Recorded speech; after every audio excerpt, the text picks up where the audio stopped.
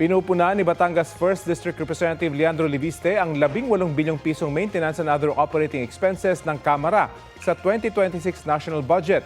Masikreto raw yan dahil walang breakdown. Sagot ng ilang kapwa niya kongresista, walang irregularidad sa pondo at may malinaw itong paper trail. Balitang hatid ni Mav Gonzalez. Pinost ni Batangas 1st District Representative Leandro Liviste sa social media ang mahigit 2 milyong pisong halaga ng mga tseke. Inisyuan niya ang mga ito sa opisina niya hanggang Oktubre 2025 para aniya sa sahod at MOOE o Maintenance and Other Operating Expenses ng Kongreso. Sabi ni Liviste, bahagi ito ng anyay masikretong 18 billion pesos na MOOE. 18.58 billion pesos yung MOOE fund ng Kongreso sa 2026. Mas malaki pa nga sa 2025.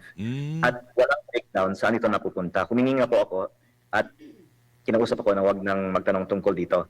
Wala pong debate. Bakit natin itinaas pa ang MOOE fund? I-divide po natin ito sa 318 congressman.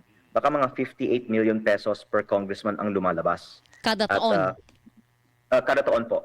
Sabi ni Liviste, hindi kailangang resibuhan ng MOOE, kaya pwede raw magdesisyon ng kongresista kung paano ito gagastusin. Kasali po dito yung kuryente, yung tubig, yung bond paper ng House. Pero sa 2026 budget, initially, mga 10 plus billion siya, tapos naging 18 billion. Itinaas po ng 7.8 billion. Ibig sabihin, yung itinaas na 7.8 billion, mga 24 million per congressman ba yan? Yun po ay pwede natin sabihin, yung discretionary o yung hindi naman utilities and expenses ng Kongreso. Ayon kay Liviste, makukumpirma niyang may natatanggap na nasa 1 milyong pisong MOOE kada kongresista buwan-buwan. Bukod pa raw ito sa 1.2 milyon pag Oktubre, pagkapasa ng national budget at sa 2 milyon pag Disyembre. Ito naman po ay siguro hindi pa nga sapat para sa mga gastusin ng mga congressman para sa ating mga distrito. May mga district office naman din po. Kaya in fairness po, kailangan talaga ang budget na ito. Pero ang panawagan ko lang, maging transparent tayo saan ito napupunta. Kasi kumpara sa budget ng mga ahensya, yung sarili naming budget sa Kongreso, parang ito po ang pinaka-closely guarded secret ng buong budget. May mga tumawag na raw sa nanay niyang si Senador Loren Legarda para pigilan si Liviste na magtanong ukol sa pondong ito. Paglilinaw naman ni Liviste, hindi lang Kongreso ang may MOOE, kundi pati ibang ahensya ng gobyerno.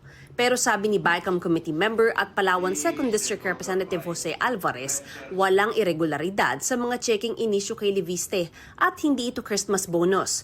Alinsunod daw ito sa batas, naka-audit at dokumentadong disbursements na natatanggap ng kada miyembro ng Kamara para bayaran ang mga sweldo nila at para masigurong tumatakbo at nakakapagserbisyo ng maayos ang mga district offices nila.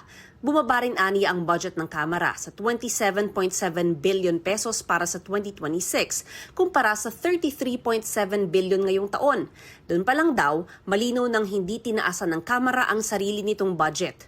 Wala raw itinatago ang Kamara dahil dumadaan sa matinding pagbusisi ang budget nila tulad ng ibang ahensya ng gobyerno. Ito rin daw ang pinakabukas na budget sa kasaysayan na nasubaybayan ng publiko. Dapat daw katotohanan ng basihan kung may alegasyon ng maling paggamit ng pondo at hindi walang basihang spekulasyon.